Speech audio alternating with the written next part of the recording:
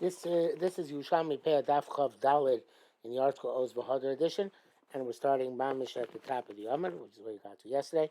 In the Vilna, it is Yud Gimel Amud Beis, 6 lines from the top, at the beginning of the line, Kishekatzrua. So the Mishnah said, actually, technically it's the line before. Masni, the end of the last line. Masnisi. Masnisi Kishekatzrua, Katzrua Labda. It's when the bandits, we referenced in the Mishnah, they harvested in order to destroy it. Aval Katzrua Shlavda, but they harvested not to destroy it. Chayevis, it's required to get pay from it. So the Moshe explains. They destroyed whatever they harvested. Um, they harvested not in order to destroy it. Habikatzir, it is considered to be harvested, and therefore chayav it's peah. It's chayav and peah. Notice that Babais me'achatzi shekatzarhu, and Babais has to give from the half which he's harvesting from. So it is a loss for the Babas because he has to give all was stolen from him, even though it was stolen. At least since they ate from it and they used it, so it's required. He has to require give payah and try, I guess, get back his loss, whatever he lost from the listim. And the Gemara explains why this is true. It's a technicality. Sorry, no, sorry. On my bishop, I said a few times she goes to Shalola Havda Petura. No, he says that. Sorry, my mistake. It was a Simeon says even they harvested without intending to destroy it, it's still potter. Because pay is given from that which is still connected to the ground. Vain karka nigzelis, and land cannot be stolen. So therefore, it's not uvekutzrechem es kitzir artzachem. So you didn't harvest. You didn't harvest your own land. It's your land. It's artzachem. But it's a kutzrechem. You didn't harvest it yourself. And the Gemara is going to now elaborate on that explanation, but the bottom line is, it has to be kutzurchem. You harvest, according to Rabbi Yosha. Kutzurchem, it's here. You harvest your own land. Here it's your land, karkan exelos, but it's not kutzurchem. Okay, so and the Gemara now elaborates. Mipnei shu mafrish minakama alakama minakama lakotzir, because you take off payah from whatever's standing on whatever's still standing, and also on whatever's harvested. You don't separate, don't set payah from whatever's harvested. Not already harvested. And not on that which is that is standing. So the whole chiyuv is in the kama, which you, the Baal Boss, are the one who harvesting. Yet says more pamim shumarvish mina katzir. Sometimes you separate from that which is harvested, and the grub puts in here the girsa al hakotzir on that which is harvested. Mina kama al hakama, right? So it puts the word al hakotzir umina kama. So you sometimes harvest from the kotzir al hakama mina kama kama. Hechavita, what's the case? Kilo sadeh, you completely harvesting your field. The shir ba kedei peah, and you left there standing enough for peah. Now you started cutting from the mount which you left for peah. Once you cut the first stalk from the first head, I think literally, but whatever, the first stalk from the whatever's still standing, which you intended to give as peah, now, well, you cut into the peah, so to speak. So now, peah, you're chayim and peah, also from whatever you gather. It says, "Marfish mina kotzir al hakotzir." It should be here. It says a comma. That's a comma, but here it's how God changed it to a kotzir again, and Uh, so you whatever you leave standing can be peah, but you still, since you cut into it, you're gonna have to separate some of what you have harvested on some of what you harvested already. Below something Shakila say they. It's not just true when you finish your field, but rather elafilu b'shakotza v'amar. Even when you harvest it said mikamba el chanimafish peah. Right. This is you don't have to finish. Again, it's not when you finish your whole field, because then obviously you take from the kotzer. But this is you start field shekotzer even you harvested bar kind of and you might share from here and send it outside peah. Kem shekotzer shbos rishona. Once you cut the first stalk, chazer peah lo morim. The peah now the chiv peah goes into the sheaves. Umafrish mina kotzer al kama. And this is this case. The Gra does not change the girsa. What's the difference between what we said previously and what we said now? So the difference is basically a matter of semantics. That if you once you start harvesting that which is left, so then technically speaking, the cuts here, because you harvested peah, so that cuts here which you're harvesting is also on the kama. So it's not just, you're not being just mafresh mina cuts here, but it's cuts here kama, because the whole section of peah is one unit, and therefore whatever you harvested is part of the again of this designated section, which we designate as peah. Whatever you're harvesting there is peah both on the cuts here, whatever you harvested till now, because you this is part of parcel of the originally previously designated peah, and it's also peah on whatever's for whatever's standing, because it's all part of that unit, which is one unit of peah. So a bit difficult, but that's what it's saying here, and that's what he says. Let's repeat it again. Um, uh, uh, not just where you can finish the entire field. There, obviously, it's doing me not cuts here, cuts here.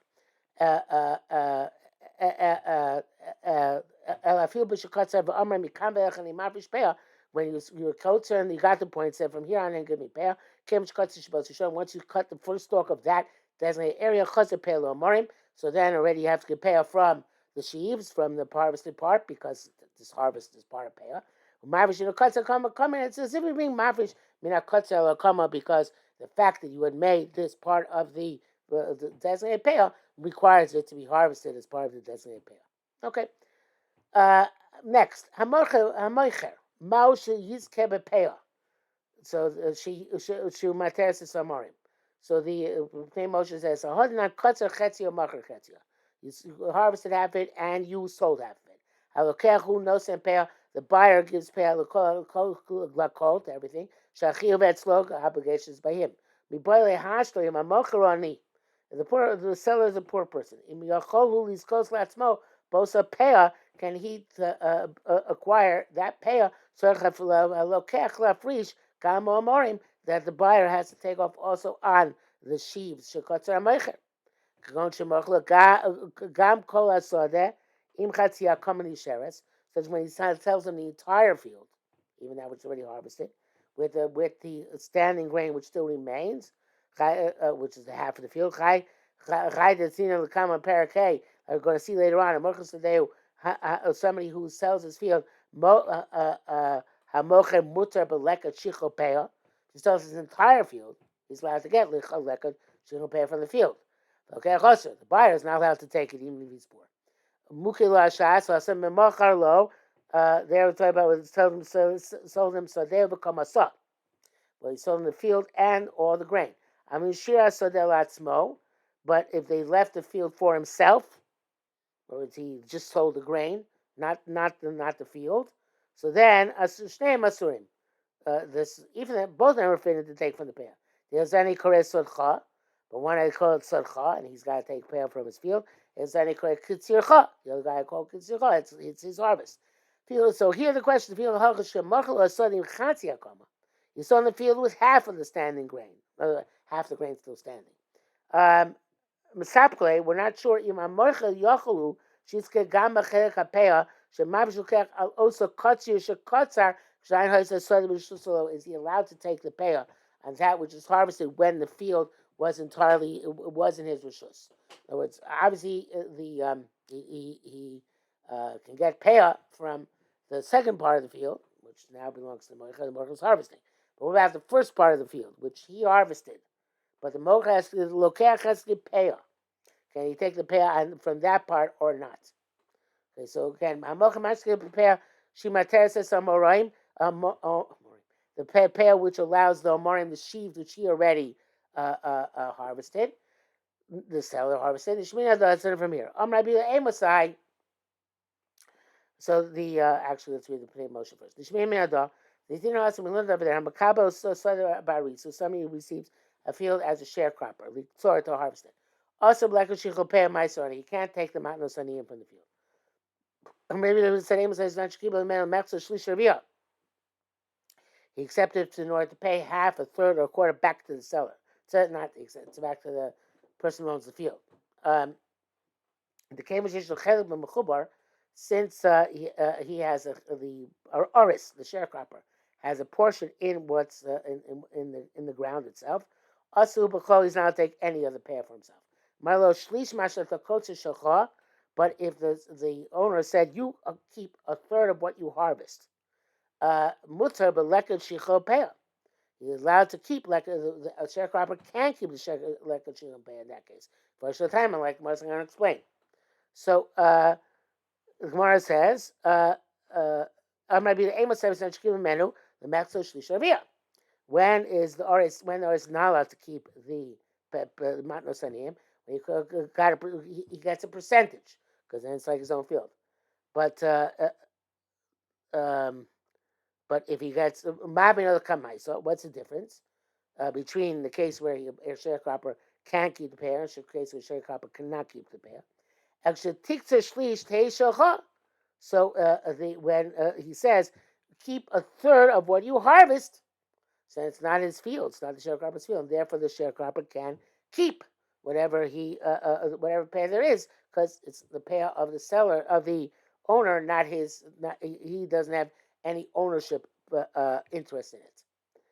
Amar says Hada Amar. This teaches us Shamocher Zacha Bepeah Shimateres Esamorim. This means that the seller acquires the peah which permits the omarim. So it's very interesting lumdus. It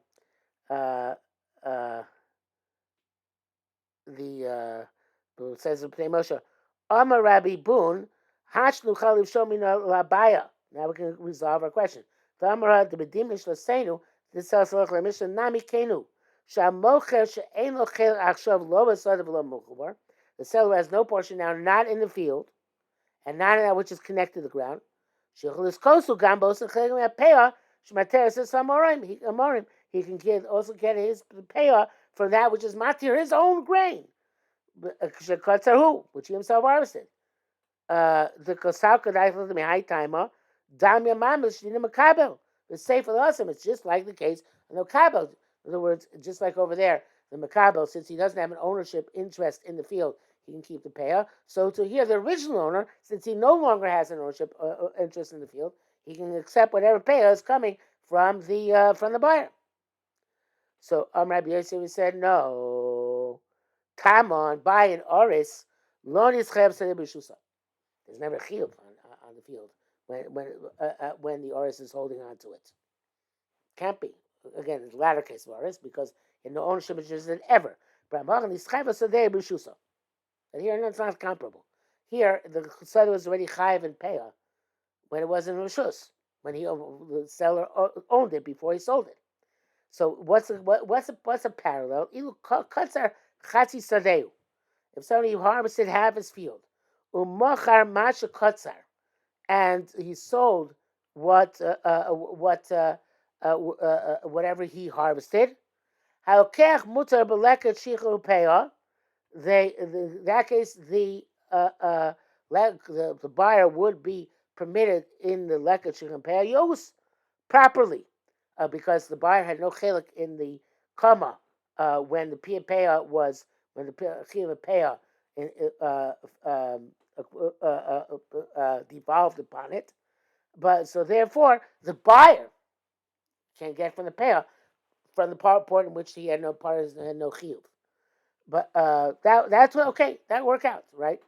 Again, ilu kotza ilu kotza chatzi sadeu umaka mashkotza lukech mutu leim shebeyus, right? But in our case, when the Mochir Pei was on the first half, the Mocher owned it. Therefore, he can't take it. So the Gemara says, "Alokech ma'u sheizkeh b'peil shimater samarim shom moicher." Okay, what about now the peil, which now we said the mocher has to get peil on his part. He can't. The mocher can't take peil from the take peil on the part which he was chayiv to initially to give peil on. Okay, now but what about the other way around? Keach ma'ushis again. Keach ma'ushis peil shemateres amorim. So says the Pnei Moshe Hashta boy Ifcha. Now it's the opposite. Keach yochos kosatza b'osa chelik peil shemateres amorim shekvatzar mocher. Can he take from he himself is setting aside the peil? But part of the peil is setting aside is not for his own. So the stuff that the mocher already harvested, right? Can he take the peil from that which he's setting aside on account of the mocher, and not for his own grain? So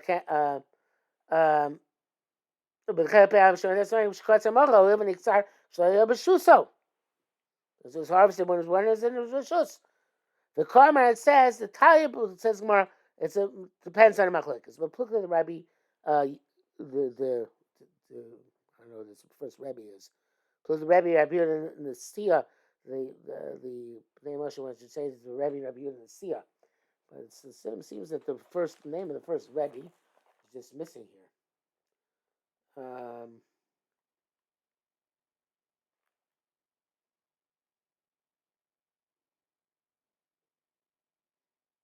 We already had this problem before in Perek Halacha A, the Machlokas Rebbe and Rebbe Yehuda Nasi, and we spoke about back then. So I don't think we have to speak about it now. You can look back there.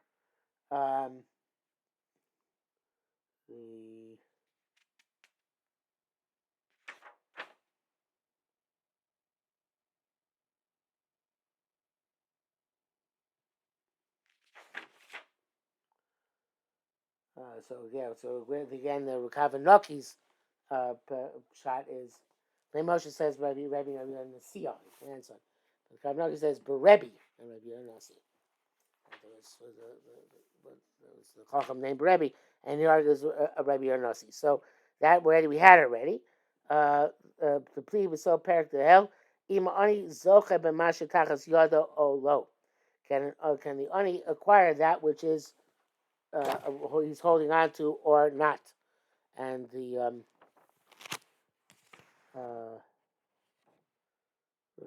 Karbanaki says this is like the halacha there, but ani who acquired produce which is teva for Maisa ani is allowed to take the Maisa ani for himself, and there Rabbi Nasi says you can't take away from him, and we take away from him, and that's like an ani who's still taking leket and peah in his own field. We have to take away from him. But Rabbi says he's allowed to keep it, and he would say that the peah, at least the peah, which is the peah on his which he set aside his own mitzvah, he can't actually take for himself. But the peah which he's setting aside because he bought something which is chaim and peah, that according to Rebbe you would be allowed to keep. Okay, says the Gemara further. Actually, let's see what over here.